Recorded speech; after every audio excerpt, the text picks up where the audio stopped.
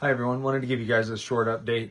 This is mainly going to be for my shipmates from the 2011 crew of the USS Chancellorsville. If you were on that deployment with us, I want you to stick around here and listen to what I have to say and maybe help me out if you can. Friday, I had a pre-infusion appointment with the cancer doctor, and we did another CT scan so that we knew what the differences were between, or if there were any differences between when we first got CT scans a month ago and right before we start treatment, see if there's been any change. There wasn't any change in my lungs and my chest area with the CT scan we did maybe 2 weeks ago, but we wanted one more of the liver before we started going through that treatment. And I asked him, because we're getting all these test results back, all these genetic testing and all these blood panels, and there are a couple positive things. I think I mentioned them in some of my other updates, but I'll give another update specifically on the medical aspect of it here soon. But when asking him what caused this, where this came from, and I say he, the doctor, and the tumor board at Vanderbilt University Hospital and Medical Center, they look at my history and they see nothing in my past that could cause this rare type of cancer to show up. I don't have any risk factors. It's usually folks who are diabetic, or usually folks, I think 80% of the time it's in folks who have hepatitis, and it's almost never in somebody who's 43 years old. So they look at all my risk factors, and they are settled on the fact that at some point I was exposed to some abnormally high levels of radiation. And we've talked about what happened during that 2011 deployment. I've talked to several of you. We all know we know Gooden's situation, Julian Gooden, and he's been fairly public with his fight with colon cancer, and he's beat it. I just saw a post today. Gooden, if you see this, congratulations on working toward your retirement. I've talked to somebody else who's had, another problem ever since, and I've heard that there was at least one other thyroid issue out there. I don't know if y'all are having issues. I don't know if you've had issues, but first of all, I want to encourage you guys, if you have any issues, ongoing issues, strange issues, get them looked at.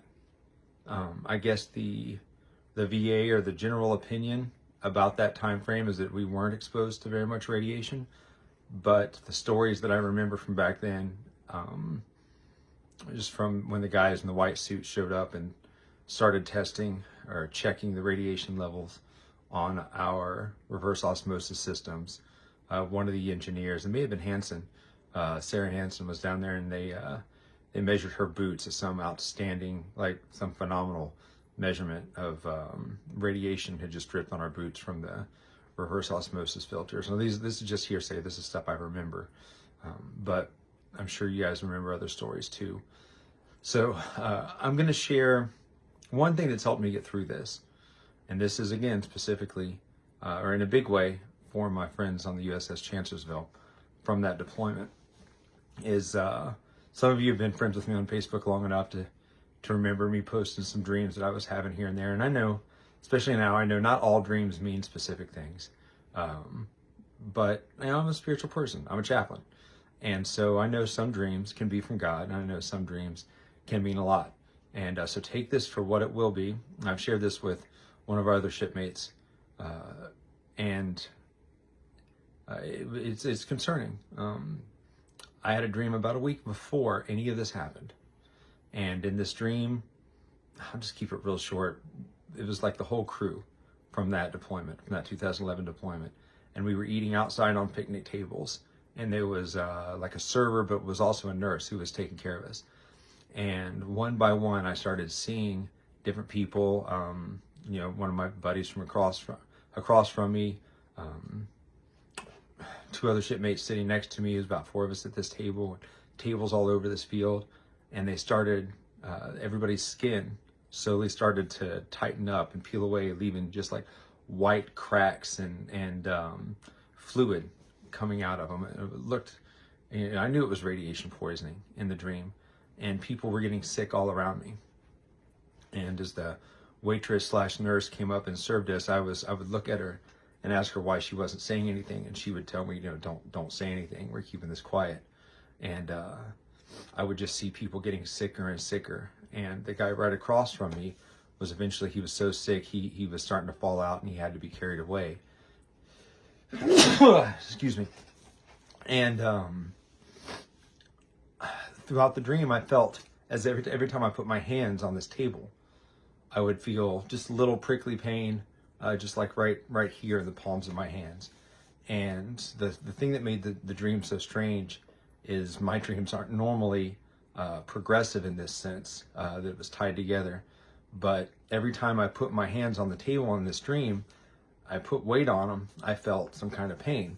Just almost unnoticeable, but just a little prickly pain. And then by the time this one buddy of mine was being carried off, I realized that my hands are sitting on here and they hurt, and I look at them and I was seeing just little cracks of my own in my own skin right here. And I remember thinking, wow, this is affecting me too. I'm glad it hasn't affected me as much as it's affected a lot of these other people around here. And that was really the whole of the dream. May not impact anybody else and have anything to do with another person in the crew. But what that did for me is I had the feeling that I wasn't really being affected. I had the feeling that I wasn't going to die. I wasn't going to have to be carried away like some others in this dream. And then when I received this cancer diagnosis, it calmed me down a little bit. I realized, oh, hey, strangely enough, I just had a dream where I was getting sick from this radiation exposure that we all had. So call it what you will, take it for what it is. All I'm saying, and I'm asking you as a friend, as a chaplain, as a shipmate, don't let things go. Don't let things go. Get your colonoscopies, get any kind of, anything that doesn't feel right, get it looked at. The VA might not be our best advocate, but let me know. Let me know, send me a message, Facebook Messenger, or you can find me on Instagram. I haven't posted many updates on Instagram just because, there's only like 60 seconds, but it's Captain Cochran. I'm Captain now, U.S. Army. So Captain Cochran, I think it's Captain_Cochran on Instagram. Instagram message me, Facebook message me, text message me, and my phone number's never changed. So anyone who had my phone number back in 08, 9, 11, you guys still have my phone number. So hit me up. Let me know if you know of anything or anyone who's gotten sick from this. I'm not trying to start some chain where we all have some class action lawsuit like the water in Camp Lejeune or the 3M earplugs, but I do want to make sure that if this is affecting more of us than what we know about, that we do have some kind of advocate.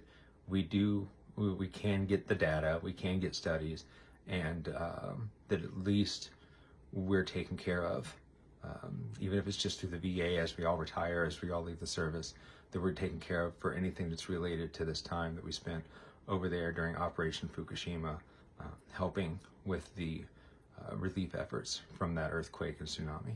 So I look forward to hearing from some of y'all. I hope you all are doing well. I hope you're blessed. I'm easy to get a hold of if any of you ever want to catch up.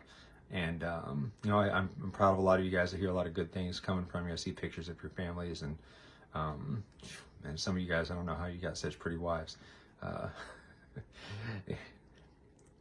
Thanks. Stay in touch. And I appreciate y'all, you guys listening to me and your continual prayers.